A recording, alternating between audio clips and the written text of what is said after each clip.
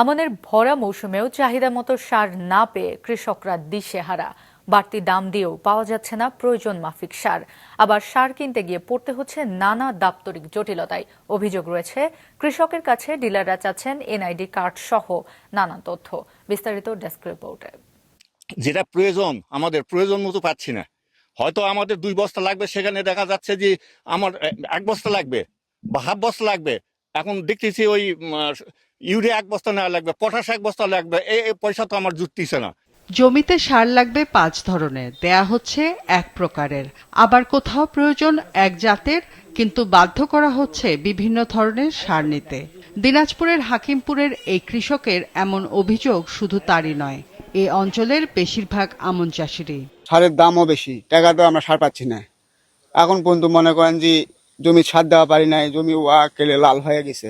সার আমরা যে পরিমাণ আগে পাতাম, যে বাজারে গেলে ডিলারের কাছে হোক যেখানে সেখানে মিলে ওই অবস্থা পেলে ভালো হতো, কিন্তু দেখা যাচ্ছে যে অনেক সময়ে যে সারগুলো ডিলার থেকে আসে দোকানে গ্রামেই বিক্রি করে। জমি সার দিতে পারিনি, এই যে মেশিন দিয়ে পানি দিয়ে সারের জন্য করবো, সার যায় ডেকে দেব নাই। 1050-এর সার 1400-1500 টাকা হলে ওরা দিবে। আমন মৌসুম সামনে রেখে সারের চাহিদা যখন বাড়ছে, তখন দেশ জুড়ে অতি প্রয়োজনীয় এই কৃষি পণ্য নিয়ে চলছে অস্থিরতা। ফসফেট মনে করি ড্যাপ পটাশ এগুলা নিতে গেলে মনে করছে পাই না, তো ন্যায্য মূল্য দিয়ে পাই না। ভোটার আইডেন্টি, ফটোকপি এলা চাই, বহু কিছু চাই, মোবাইল নম্বর।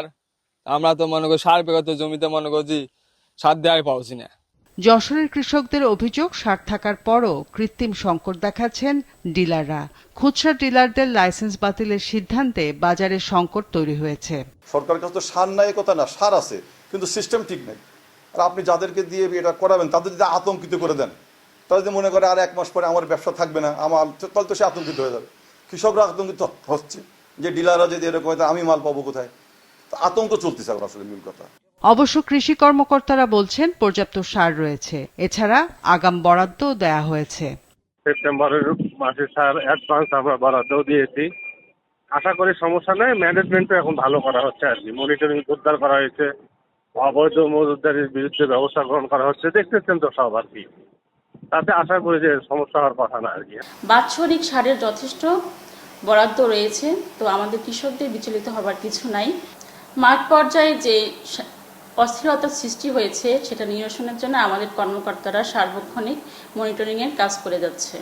বিভিন্ন জেলায় সার নিয়ে যখন মাঠের বাস্তবতা তখন সংকট নেই বলে দাবি সরকারের, বরং চাহিদা অনুযায়ী সার রয়েছে বলে জানান মন্ত্রীরা।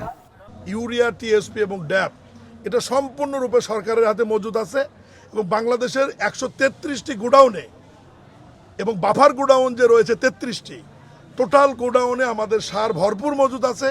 সারের কোনো ক্রাইসিস নাই। আপনাদের এই হাকিমপুরে, বিরামপুরে, নবাবগঞ্জে, ঘোড়াঘাটে যে পরিমাণ সার গুদামগুলোতে আছে, আপনার সব ভূমিতে যদি 4 বার করেও সার দেন, এই সার শেষ হবে না।